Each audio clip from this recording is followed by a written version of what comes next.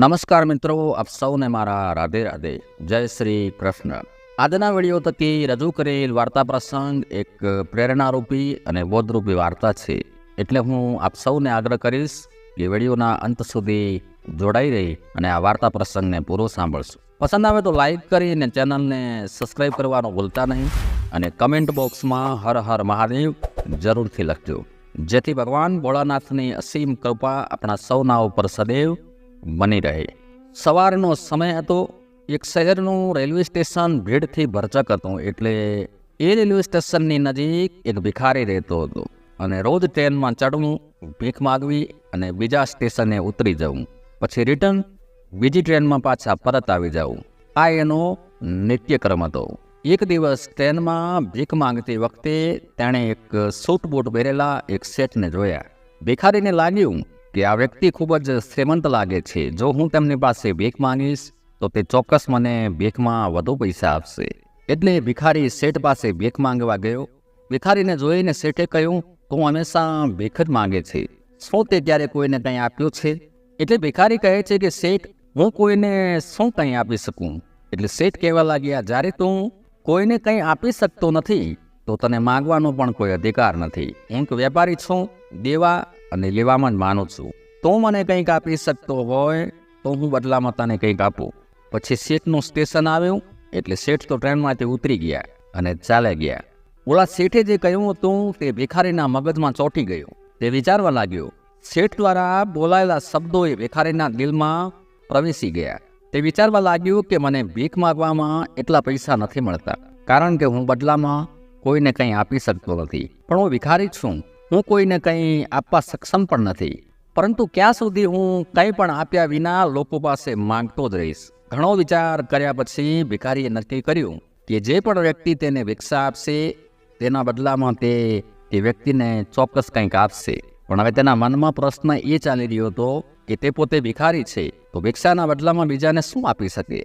આખો દિવસ તેના વિશે વિચારવામાં જ પસાર કરી દીધો, પરંતુ તેને તેના પ્રશ્નનો કોઈ ઉત્તર મળ્યો નહીં.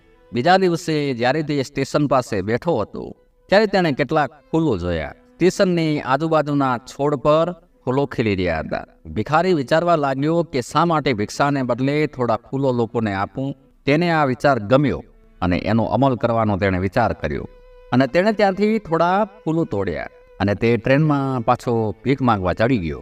જ્યારે પણ કોઈ તેને ભિક્ષા આપતો ત્યારે તે બદલામાં થોડા ફૂલ આપતો. લોકો ખુશીથી એ ફૂલો પોતાની પાસે રાખતા, કારણ કે ફૂલ એવી ચીજ છે કે જે દરેકને પાસે રાખવી ગમે. હવે ભિખારી રોજ ફૂલ તોડતો અને ભિક્ષાના બદલામાં તે ફૂલો લોકોને વેચતો. થોડા દિવસોમાં તેને સમજાણું કે હવે ઘણા લોકો તેને ભીખ આપવા લાગ્યા છે. તે સ્ટેશન પાસેના બધા ફૂલો તોડી લેતો. જ્યાં સુધી ફૂલો તેની પાસે રહે ત્યાં સુધી ઘણા લોકો તેને ભિક્ષા આપતા હતા. પરંતુ જ્યારે તેની પાસે ફૂલો સમાપ્ત થઈ જતા ત્યાર પછી તેને ભિક્ષા પણ ના મળતી.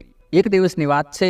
આ ભિખારી ટ્રેનમાં ભીખ માંગતો હતો ત્યારે તેણે તે શેઠને ટ્રેનમાં બેઠેલા જોયા, જેના કારણે તેને ભિક્ષાને બદલે ફૂલ આપવાની પ્રેરણા મળી હતી. તે તરત જ એ શેઠ પાસે પહોંચી ગયો અને વિનંતી કરી કે શેઠ, આજે મારી પાસે તમને આપવા માટે થોડા ફૂલ છે.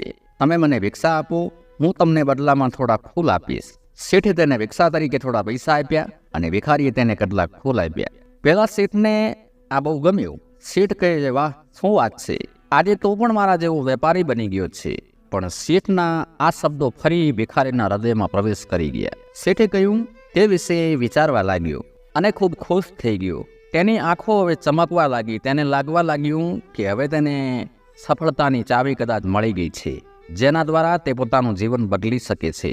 તે તરત જ ટ્રેનમાંથી નીચે ઉતર્યો અને ઉત્સાહમાં આકાશ તરફ જોઈને ખૂબ જ મોટા અવાજમાં કહેવા લાગ્યો કે હું ભિખારી નથી, હું એક વેપારી છું. હું પણ પેલા શેઠ જેવો બની શકું છું, હું પણ શ્રીમંત બની શકું છું.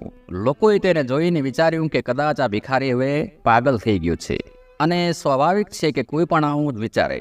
બીજા દિવસથી તે સ્ટેશન પર ભિખારી ક્યારે દેખાયો નહીં. 5 વર્ષનો વખત વીતી ગયો.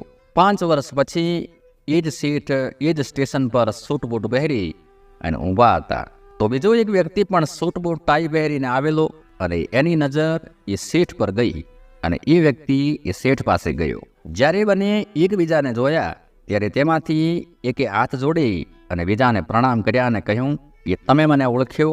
એટલે શેઠે કહ્યું કે ના, કદાચ આપણે પહેલી વાર મળીએ છીએ.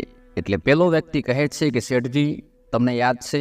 આપણે પહેલી વખત નહીં પણ આજે ત્રીજી વખત મળીએ છીએ. શેઠ કહે મને યાદ નથી. આપણે બંને પહેલાં 2 વખત ક્યાં મળ્યા હતા? તો એ વ્યક્તિ હસીને કહ્યું કે આપણે બંને આ ટ્રેનમાં જ અગાઉ મળી ચૂક્યા છીએ. હું એ જ ભિખારી છું જેને તમે પહેલી મુલાકાતમાં મળ્યા હતા અને કહ્યું હતું કે મારે જીવનમાં શું કરવું જોઈએ. અને બીજી મુલાકાતમાં મને તમે કહ્યું હતું કે હું ખરેખર કોણ છું. અને પરિણામે આજે હું ખૂબ જ મોટો ફૂલોનો વેપારી છું અને આ વ્યવસાય અર્થે હું બીજા શહેરમાં જઈ રહ્યો છું. તમે મને પહેલી મુલાકાતમાં સંસારનો નિયમ કહ્યો હતો કે જે મુજબ જ્યારે આપણે કંઈક આપીએ છીએ ત્યારે જ આપણને કંઈક મળે છે. લેવું અને દેવું વ્યવહારનો આ નિયમ ખરેખર કામ કરે છે. મેં તે ખૂબ જ સારી રીતે અનુભવ્યું છે. પરંતુ હું પોતે હંમેશા મારી જાતને ભિખારી જ ગણતો હતો. મેં ક્યારેય આનાથી ઉપર ઉઠીને વિચાર્યું નહોતું. અને જ્યારે હું તમને બીજી વખત મળ્યો ત્યારે તમે મને કહ્યું કે હું વેપારી બની ગયો છું. હવે મને સમજાણું કે હું ખરેખર ભિખારી નહીં પણ વેપારી બની ગયો છું. જ્યાં સુધી ભિખારી પોતાને ભિખારી માનતો હતો ત્યાં સુધી તે ભિખારી જ રહ્યો. તે પોતાની જાતને વેપારી માનતો થયો કે વાસ્તવિકમાં વેપારી બની ગયો. એ જ રીતે આપણે સમજીશું કે હું એ જ છું, હું એ જ રહેવાનો, તો પછી જાણવા સમજવાનું બાકી શું રહેશે? મનુષ્ય જીવનમાં કંઈ પણ કરી શકે છે. વ્યક્તિ જીવનમાં કંઈ પણ પ્રાપ્ત કરી શકે છે. માત્ર વિચાર અને દ્રષ્ટિકોણ સાચો હોવો જોઈએ. તો દર્શક મિત્રો, આ બોધરૂપી પ્રેરણારૂપી કહાની વાર્તા પ્રસંગ તમને પસંદ આવ્યો હશે એ જ અપેક્ષા સાથે આપ તમામને મારા જય શ્રી કૃષ્ણ. હર હર મહાદેવ. ધન્યવાદ.